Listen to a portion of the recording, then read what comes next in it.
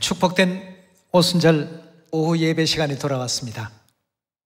우리 호세아서 6장의 말씀을 보면 하나님을 알아야만 성령을 받을 수 있다, 이렇게 말씀을 주셨는데, 우리 요한계시록 22장의 말씀을 보시면 성령과 신부께서 생수를 인류에게 나눠주신다는 말씀이 있지 않습니까?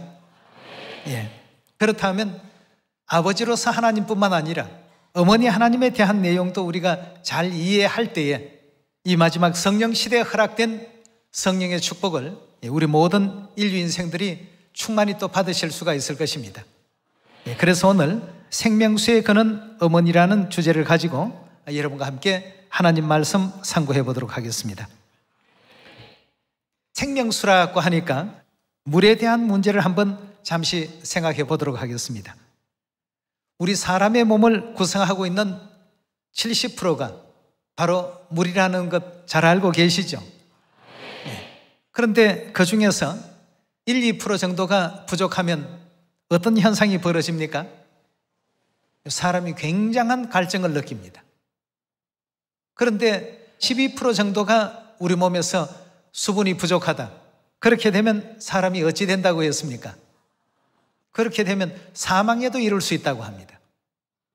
이처럼 물이라는 것이 우리 생명과 얼마나 밀접한 관계가 있고 우리 생명에 얼마나 지대한 영향을 미치는 물질인가를 쉽게 이해할 수 있지 않습니까? 이렇듯이 물이 없이는 살아갈 수가 없습니다. 물 그 자체는 생명 그 자체라고 봐도 과언이 아닙니다. 그렇다면 영적인 생명은 과연 어떨까? 영적인 세계도 마찬가지입니다. 영적인 세계에 있어서도 생명수가 없다라고 한다면 우리는 결단코 살 수가 없습니다. 육적인 어떤 세계는 영적인 세계의 것의 모형이요 그림자라고 배우지 않았습니까? 지상에 있는 것은 하늘의 것의 모형이요 그림자입니다. 그럼 육적인 세계 속에서 우리 생명을 유지시켜 주는 것이 물이라는 물질이라면 영적 세계의 것도 마찬가지가 되겠습니다. 70%가 물로서 구성되어 있다고 하니까 우리 몸 물 없으면 아무것도 아닙니다. 우리 몸은 쉽게 말하면 물입니다. 몸이 물이라고 하니까 좀 이상하게 느껴지긴 합니다만 70%가 전부 물로서 구성되어 있으니까 그리 얘기해도 과언이 아니지 않습니까? 1, 2%만 부족해도 갈증을 느끼고 12%가 부족하면 생명에 지대한 어떤 영향이 생기고 말이에요. 그렇다면 이렇게 중요한 영적인 생명수는 과연 누가 우리에게 허락하시는가? 이 내용도 알고 넘어갈 수 있는 우리가 되어야 되겠습니다. 그래서 오늘 생명수의 근원 어머니라는 주제입니다. 누가 과연 우리에게 이와 같이 중요한 영적인 생명수를 허락하실까? 요한계시록 22장 다 같이 한번 열어봅시다. 계시록 22장 17절의 말씀 함께 보도록 하겠습니다. 성령과 신부가 말씀하시기를 오라 하시는도다. 듣는 자도 오라 할 것이요 목마른 자도 올 것이요 또 원하는 자는 값없이 뭘 받으라고요? 생명수를 받으라 하시더라고 했습니다. 가장 중요한 어떤 내용이 요한계시록 22장 17절에 담겨 있다 해도 과언이 아니겠습니다. 이 생명수를 오직 누구와 누구가 주신다고 했습니까? 성령과 신부께서 생명수를 줄 테니까 온 인류 인생들아 다 성령과 신부에게 오라고 이렇게 분명히 말씀을 주셨습니다. 자, 그렇다면 우리가 먼저 성령이 누구신지 신부가 누구신지를 알아야만 성령과 신부에게 나아갈 수 있지 않겠습니까? 삼위의 개념으로 바라보게 된다면 성부, 성자, 성령은 일체라고 하니까 성령을 이해하려면 성부와 성자를 이해하면 되지 않겠습니까? 그럼 성령은 누구를 가리키는가? 성부, 성자, 성령은 남성성의 하나님을 다시 말하면 아버지 하나님이 되겠습니다.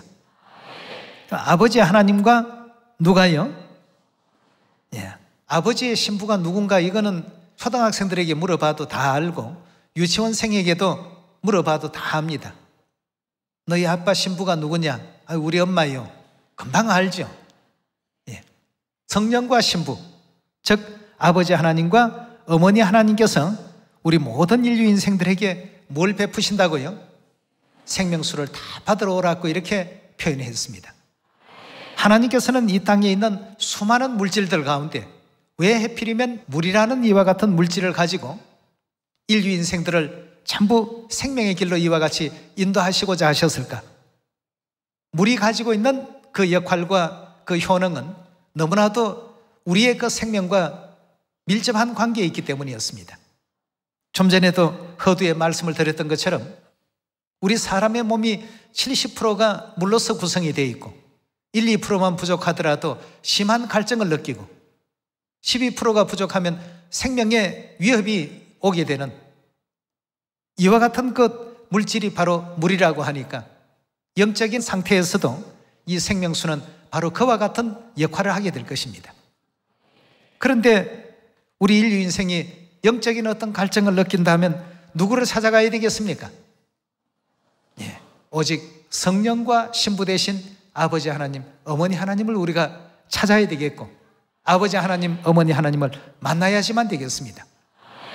그런데 세상 모든 교회는 이 신부에 대한 믿음을 갖지를 못하고 있습니다.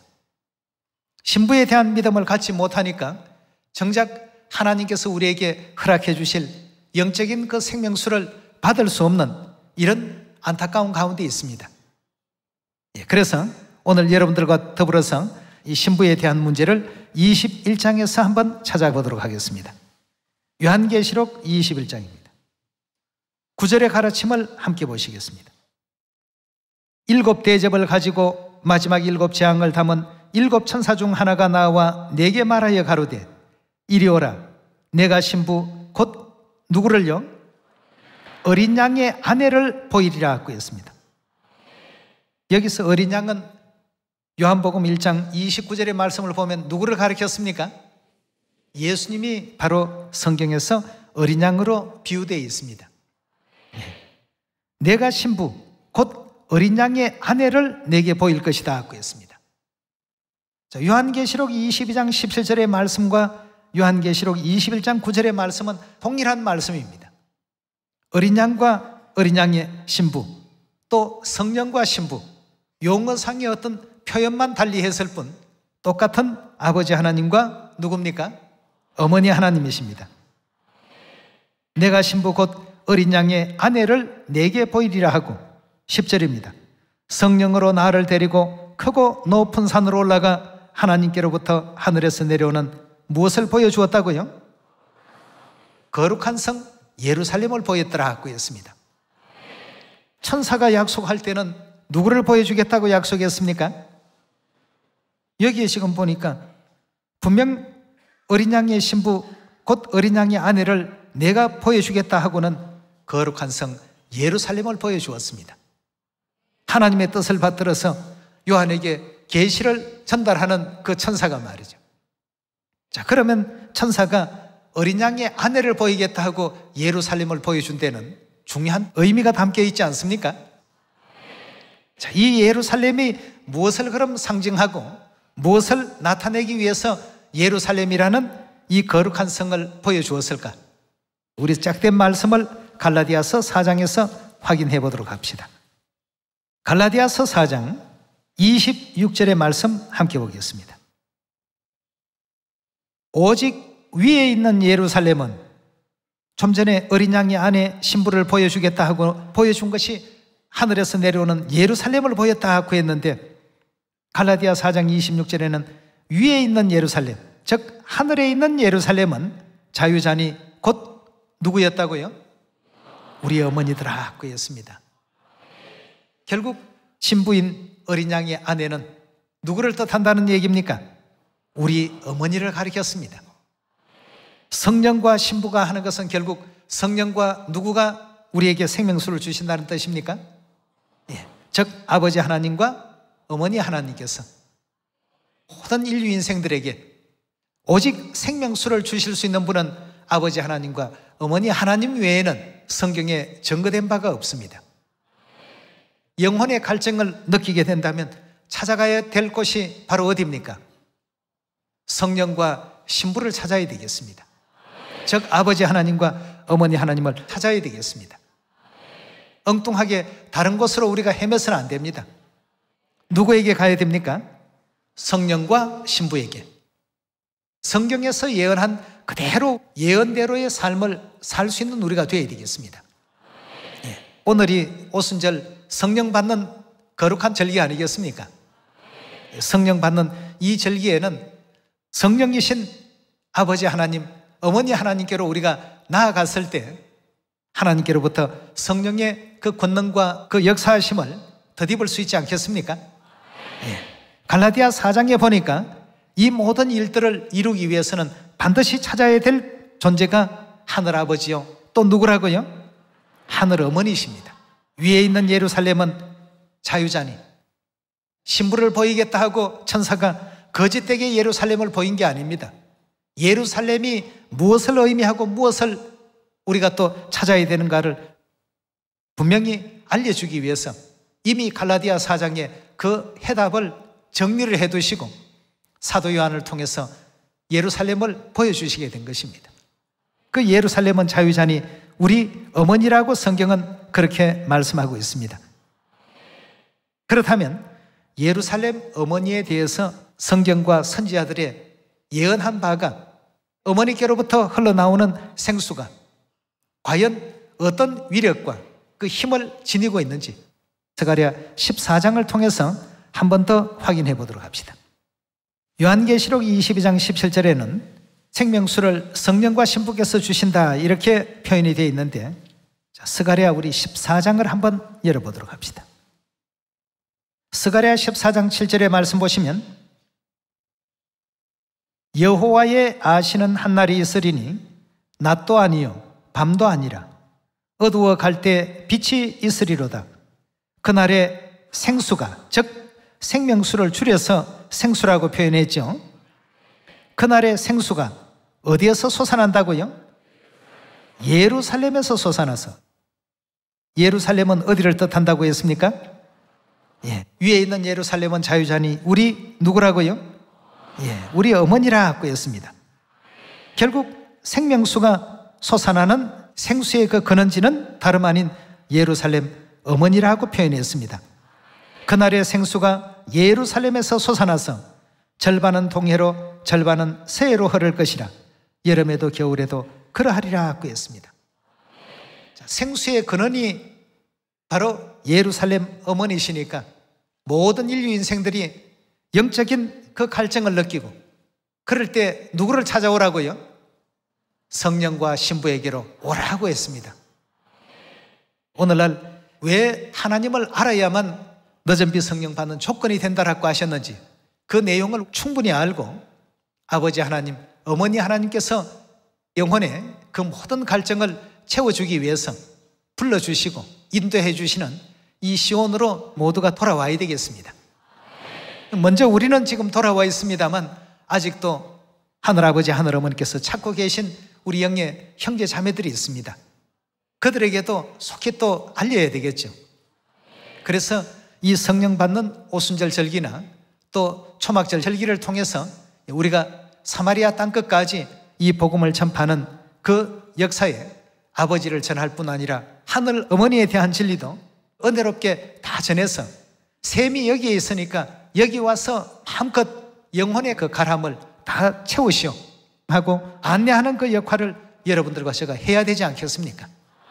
그래서 생수의 근원지 발원지가 바로 예루살렘 어머니였다는 사실을 스가랴 선지자는 우리에게 분명히 증거하고 있습니다. 자, 그렇다면 이 생명수가 과연 이 세상에 어느 정도의 영향력과 어느 정도의 위력을 가지고 있는지 에스겔 우리 47장 한 말씀 더 찾아보도록 합시다. 47장 1절의 말씀 보시면 그가 나를 데리고 전문에 이르시니, 여기서 전이라는 것은 성전이죠. 성전문에 이르시니 전의 전면이 동으로 향하였는데 그 문지방 밑에 물이 나와서 동으로 흐르다가 전 우편 제단 남편으로 흘러내리더라. 그가 또 나를 데리고 북문으로 나가서 바깥길로 말미암아 꺾여 동양한 바깥문에 이르시기로 본즉 물이 그 우편에서 스미어 나오더라. 그 사람이 손에 줄을 잡고 동으로 나아가며 일찬척을 청량한 후에 나로 그 물을 건너게 하시니 물이 발목에 오르더니 또다시 일찬척을 청량하고 나로 물을 건너게 하시니 물이 무릎에 오르고 다시 일찬척을 청량하고 나로 물을 건너게 하시니 물이 허리에 오르고 다시 일찬척을 청량하시니 물이 내가 건너지 못할 강이 된지라. 그 물이 장일하여 헤엄할 물이요 사람이 능히 건너지 못할 강이더라. 그가 내게 이르시되 인자야 내가 이것을 보았느냐 하시고 나로 인도하여 강가로 돌아가게 하시기로 내가 돌아간즉 강 좌우에 나무가 심히 많더라. 그가 내게 이르시되 이 물이 동방으로 향하여 흘러 아라바로 내려가서 바다에 이르리니 이 흘러내리는 물로 그 바닷물이 어떻게 된다고요? 소성함을 얻을지라 하고 했습니다. 자, 그렇다면 여기서 이 강물은 무슨 이름을 지닌 강입니까? 하나님의 그 성전에서부터 솟아난 이 물은 요한계시록 22장에는 생명수의 강이라고 이렇게 표현하고 있습니다. 9절입니다. 이 강물이 이르는 곳마다 번성하는 모든 생물이 어떻게 된다고요? 모든 생물이 살고 그 강물이 흘러 들어가기만 하면 생명수가 전해지기만 하면 전부 살아나고 또 고기가 심히 많으리니 이 물이 흘러 들어가므로 바닷물이 소성함을 얻겠고 이 강이 이르는 각체의 모든 것이 살 것이라 하고 했습니다. 죽어있던 바다조차도 생명을 얻고 다시금 모든 생명체가 살아나니까 이 강의 이름은 그야말로 무슨 강입니까? 생명수의 강입니다. 10절의 말씀 계속 봅니다.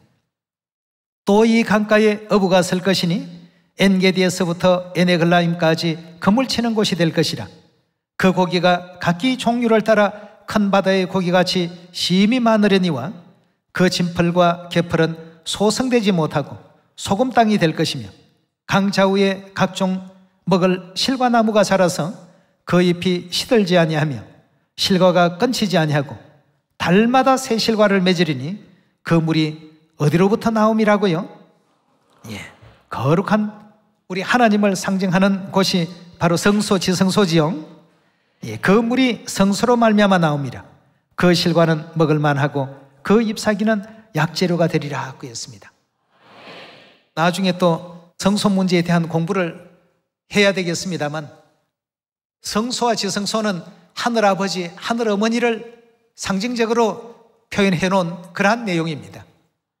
하늘아버지, 하늘어머니께로부터 우리에게 흘려주시는 물이 요한계시록 22장에도 생명수라고 이렇게 말씀을 하셨고 스가랴 14장에도 생수가 예루살렘에서 솟아난다고 이렇게 분명히 말씀했고 갈라디아 4장에 보니까 예루살렘은 자유자니 우리 어머니라고 했습니다.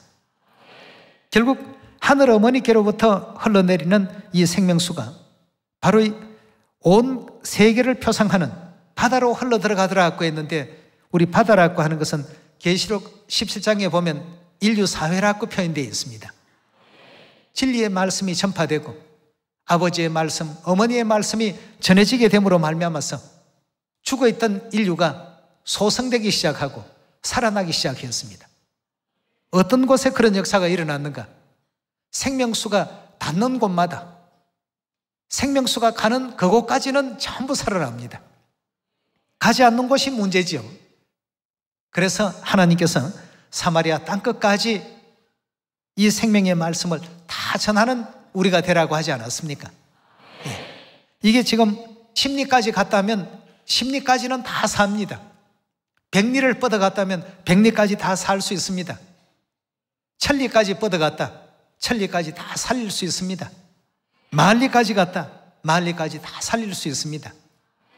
그러나 가지 않았다고 한다면 그런 엄청난 힘을 가지고 있음에도 불구하고 나아가지 않았더라고 한다면 어찌 되겠습니까? 그 어떤 것도 생명이라는 것이 전해질 수가 없었고 인류를 살릴 수 있는 그 어떤 방향과 방법도 존재할 수가 없었습니다. 이 일은 오직 누구만이 하실 수 있는 일입니까? 성령과 신부만이, 성령과 신부께서만이 주실 수 있는 것이 생명수입니다. 네. 생명수가 흘러들어가는 곳마다 바다로 비유되어 있는 인류 사회가 이제 하나씩 둘씩 살아나기 시작했습니다. 거기에 많은 물고기가 있더라. 비유는 물고기로 했습니다만 예수님께서 처음 제자 삼으실 때 베드로에게 주셨던 말씀이 사람 낚는 어부가 되라고 하지 않았습니까? 네. 고기 잡는 일이 어부의 어떤 생업이라고 볼 수 있겠습니다. 근데 성경에는 생명수가 흘러들어감으로 말미암아 바다에 있던 고기들이 전부 살아나더라. 많은 인류 인생들이 소성함을 입기 시작했습니다. 우리가 이만큼 참 대단한 어떤 위력을 지니고 계신다는 것을 알면서도 하늘아버지 전하기를 주저하고 하늘어머니의 영광을 나타내기를 주저하게 된다라고 한다면 결국 그 기별과 그 소식을 전해 듣지 못한 사람들은 소성함을 받을 수가 없습니다. 그래서 우리 시온의 모든 자녀들은 그들이 듣든지 아니 듣든지 어찌하라고 했습니까? 다 알려주고 전하라고 했습니다. 물론 그 가운데는 진펄과 개펄 같은 사람도 있습니다. 진펄과 개펄은 소성함을 받지 못한다고 했습니다. 아무리 진리의 말씀을 전해주어도 이해하지 못하고 깨닫지 못하는 사람들이 들어있을 수 있겠지만 그러나 대다수는 생명수가 들어가면 다 어떻게 된다고요? 우리 하늘 자녀들은 전부 소성함을 입고 다 아버지 어머니 품으로 돌아오게끔 되어 있습니다. 그것이 예언인데 그것이 반드시 이루어질 일인데 우리가 믿지 못하고 행치 아니했어야 되겠습니까? 요한계시록 22장 봅시다. 1절의 말씀입니다.